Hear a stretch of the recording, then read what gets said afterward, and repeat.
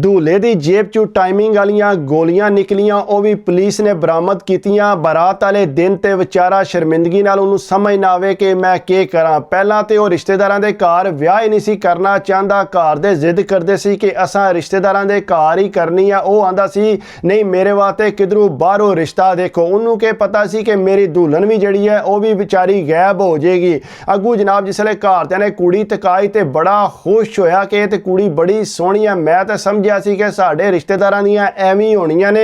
वो घर स्पैशल वो कुड़ी नूं लैके आए ताकि तक लवे तसल्ली ना, ताकि बड़ा खुश होया। उन्हें आख्या जी अम्मा जी मैं बिल्कुल राजी हाँ, मैनू कोई परेशानी नहीं, तुसी हाँ करो तो फटवट मेरा विआह करने वाली गल करो। उन्हें आख्या हाला ठीक है। उन्हें जनाब रिश्तेदारां अगे हाँ की। उन्हें आख्या जी साडा मुड़ा भी तैयार है, असी भी तैयार हाँ, फटवट दिहाड़े करने वाली गल करो तो शादी करिए इन्हां दी। उन्हें आख्या जी सानू भी कोई मसला नहीं, असी भी समान सारा बनाया, तुसी बस ना तैयारी करो। उन्हें जनाब तैयारी कर ली शादी की पूरी धूम धाम नाल। अगू जड़ा जनाब ढोल बाजे भी अगलियां तैयार किए। जवान बड़ा तैयार सी, बाहरों जड़ा गोलियां लैके आया सी कि मैं विआह करांगा ते इस तरह टाइमिंग वालियां खांगा ते पूरा इंजॉय करांगा। उस बेवकूफ ने इंज किया कि विआह ले दिहाड़े अपनी जेब च वो गोलियां रख लियां, घर ना रख के आया जिस कमरे च उन्हें सोना सी। बहरहाल वो जो बारात जिसले टुर पई, जिसले बारात जनाब उन्होंने घर कोल पहुंची, अगू कुड़ियां ने जड़ा बारात नूं डक लिया। वो पैसे ज्यादा मंगदियां सी। वो बुजुर्ग बोले, उन्हें आख्या पुत्र इतनी ज्यादती ना करो, थोड़े थोड़े पैसे लवो इन्हां कोलों। बाहर उन्हें जिस तरह भी है पैसे लैके बारात जिसले अंदर आई, जवान जड़ा सिर्फ तकदा पिया कि फटफट दुल्हन नूं मेरे कोल लिया के बिठाण, मैं उन्होंने तक्का कम अज कम उसकी खुशबू ते मैनू चढ़े ना। इस तरह जवान सोड़ा पिया सी। बहरहाल वो काफ़ी देर इंतजार करते रहे। मौलवी भी आके बह गया लेकिन दुल्हन बाहर को नहीं सी आंदी। घर दे सारियां नूं चक्कर चढ़े सी, कोई इधर जांदा सी, कोई इधर जांदा सी। अगों मुड़े दे जेड़े घर वाले ने वो अगे पिछे गए। उन्हें आख्या दसो कुड़ी कित्थे जे? उन्हें आख्या जी बस कुड़ी आवन ली है। वो काफ़ी देर बह के इंतजार करते रहे। मौलवी भी सोड़ा पै गया। उन्हें आख्या मैं जाके जमात करानी है, इस वास्ते फटवट निकाह कराओ। वो आंदे ने कि सबर कर जो कुड़ी आउंदी है। जिसले मुड़े वाले ज्यादा सोड़े पे, फिर उन्हें दसिया कि इस तरह गई है पार्लर च तैयार होने वास्ते, तुसी थोड़ी देर बह जाओ। वो जनाब बैठे रहे काफ़ी देर लेकिन वो कुड़ी कौन आई। उन्हें टोरिया एक मुड़ा मोटरसाइकिल से। उन्हें आख्या जा जाके पता तो कर क्या गई किधर है, इन्नी देर हो गई। अगू फोन को नहीं सी चुकती, हाली सहेली अपनी नाल गई सी या उहदे भरा नाल गई सी। वो जनाब जिसले उत्थे पार्लर मुड़ा मोटरसाइकिल लैके पहुंचा, जाके देखा तो पार्लर नूं ते बाहरों ताला लगे है। वो वापस आया आके परेशान होकर दसदा है कि इस तरह जो पार्लर नूं ते ताला लगे है, उत्थे ते बंदे ही को नहीं है। उन्हें आख्या ये किस तरह हो सकता है, उसे पार्लर गईयां ने। वो जनाब घर दे सारे दौड़े। दूल्हे ने भी सुन ली सारी गल कि इस तरह जड़ा वो ते पार्लर गई है। अगू पार्लर ताला लगे है। बेचारे ने कुल्ला सिर ते पाया, गली च खलो रहा। उन्होंने समझ ना आवे मैं हुण पार्लर जावां कि अंदर बवां। बहरहाल वो बाहर जड़ा पौड़ी ते उत्थे बह रहा। सारे बंदे तकदे सी कि दूल्हा इस तरह जड़ा बाहर बैठे है। वो जिसले सारे घर दे उत्थे पहुंचे, वाकई जाके देखा तो पार्लर नूं ताला लगे आ। वो जनाब पार्लर वाली दे घर गए तो वो आंदे नहीं कि साडी कुड़ी ते पार्लर ते सी। उन्हें आख्या नहीं लेकिन बाहर ते ताला लगे आ, वो तो उत्थे मौजूद को नहीं है। उन्होंने परेशानी बन गई। उन्हें भी अपनी कुड़ी नूं कॉल मारी लेकिन कॉल किसी ने को ना चुकी। वो भी टेंशन लै गए। सारे आख्या जी इंज करो कि पार्लर का दरवाज़ा त्रोड़ो ताकि पता लगे कि मसला है। वो इन्नी देर में एक बुजुर्ग आ गए। उन्हें आख्या ताला ना त्रोड़ियो, ये पुलिस ने सील किए है। पुलिस अगे आई सी ते इत्थों जड़ा दो कुड़ियां नूं पकड़ के लै गई है। उन्हें आख्या ये किस तरह हो सकता है, पकड़ के लै गई है। फटवट दौड़ते जिसले थाने पहुंचे, जाके उथों पता किया। उन्हें आख्या जी SHO तो इस टाइम इत्थे कोई नहीं है, इंक्वायरी वास्ते किधरे गए ने। उन्हें आख्या जी इत्थे दो कुड़ियां आईयां। उन्हें आख्या सानू कोई पता नहीं, फिलहाल थाने विच ते कोई कुड़ियां नहीं आईयां। वो जनाब इस तरह ही होया। वो काफ़ी देर SHO लैके उन्होंने बाहर ही फिरदा रहा। बाद जिसले वापस उत्थे थाने लैके आया, उन्हें तकियां कुड़ियां तो परेशान हो गए। उन्हें आख्या जी साडी दुल्हन कित्थे है, वो अगू गल को ना कर दे। उन्हें फटफट जाके अंदर डक दे। उन्हें आख्या कुड़ियां को पुछो तो सही, बारात सारी इंतजार कर रही है, साडी कुड़ी को नहीं। उन्हें आख्या पता ला जाएगा, थोड़ी देर सबर कर जो। वो जनाब अगू गल को नहीं सी कोई भी सुनते। वो इस तरह होया कि जनाब सारे घर दे परेशान बैठे। पुलिस ने आख्या जी असी तुहाडे नाल चलांगे ते तां जाके तुहाडे घरों इनक्वायरी करनी है। उन्हें आख्या गल के बाणी? उन्हें आख्या सानू जिहड़ी गल पता लगी है वो बाद जड़ा तुहाडे नाल करांगे। वो जनाब इस तरह जिसले उत्थे पहुंचे, दूल्हा बेचारा अगे बाहर थड़ी ते बैठे परेशान हो के, सिर ते कुल्ला पाए।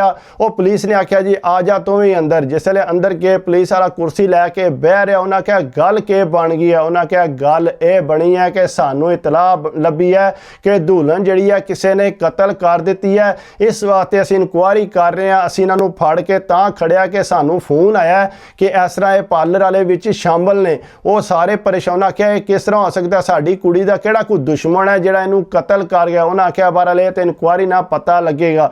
ਉਹ ਪੁਲਿਸ ਵਾਲੇ ਜਿਹੜਾ ਉਹ ਸਾਰੀ ਬਰਾਤ ਬੈਠੀ, ਸਾਰੇ ਬੰਦੇ ਤਮਾਸ਼ਾ ਤੱਕਣ ਲੱਗੇ। ਉਹਨਾਂ ਸਾਰਿਆਂ ਕੋਲੋਂ ਜਿਹੜਾ ਪੁੱਛਣਾ ਗਿੱਛਣਾ ਸ਼ੁਰੂ ਕਰਤਾ। ਉਹ ਦੁੱਲਾ ਜਿਹੜਾ ਨਾ ਉਹ ਆਪਣੀ ਜਗ੍ਹਾ ਤੇ ਪਰੇਸ਼ਾਨ ਸੀ ਕਿ ਮੇਰੀ ਜੇਬ ਨਾ ਚੈੱਕ ਕਰ ਲੈਣ।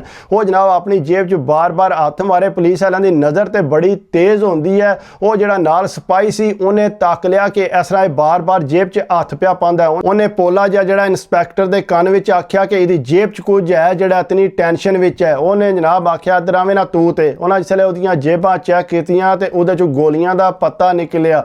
ਉਹਨਾਂ ਆਖਿਆ ਜੀ ਇਹ ਗੋਲੀਆਂ ਕਿਸ ਵਾਸਤੇ ਰੱਖੀਆਂ ਨਹੀਂ? ਉਹਨੇ ਆਖਿਆ ਨਹੀਂ ਮੈਂ ਆਪਣੇ ਸਿਰ ਦਰਦ ਵਾਸਤੇ ਰੱਖੀਆਂ। ਉਹਨਾਂ ਕਿਹਾ ਸਿਰ ਦਰਦ ਵਾਲੀਆਂ ਤੇ ਗੋਲੀਆਂ ਹੀ ਨਹੀਂ ਹੈ, ਇਹ ਤੇ ਦੂਸਰੇ ਕੰਮ ਵਾਸਤੇ ਨੇ, ਇਹ ਤੂੰ ਕਿਉਂ ਜੇਬ 'ਚ ਰੱਖੀਆਂ? ਨਹੀਂ ਮੈਂ ਉਂਝ ਰੱਖੀਆਂ ਨੇ, ਮੇਰੇ ਇੱਕ ਦੋਸਤ ਨੇ ਦਿੱਤੀਆਂ ਸੀ, ਆਂਦਾ ਆਪਣੀ ਜੇਬ 'ਚ ਰੱਖ ਲੈ ਮਜ਼ਾਕ ਨਾਲ। ਉਹਨਾਂ ਆਖਿਆ ਬੜੀਆਂ ਖਤਰਨਾਕ ਨੇ। ਉਹ ਸਾਰੇ ਬਰਾਤ ਵਾਲੇ ਜਿਹੜਾ ਇਹਦੇ ਵੱਲ ਤੱਕਣ ਲੱਗ ਪਏ ਕਿ ਇਹਨੇ ਕਿਹੜਾ ਕੰਮ ਕੀਤਾ।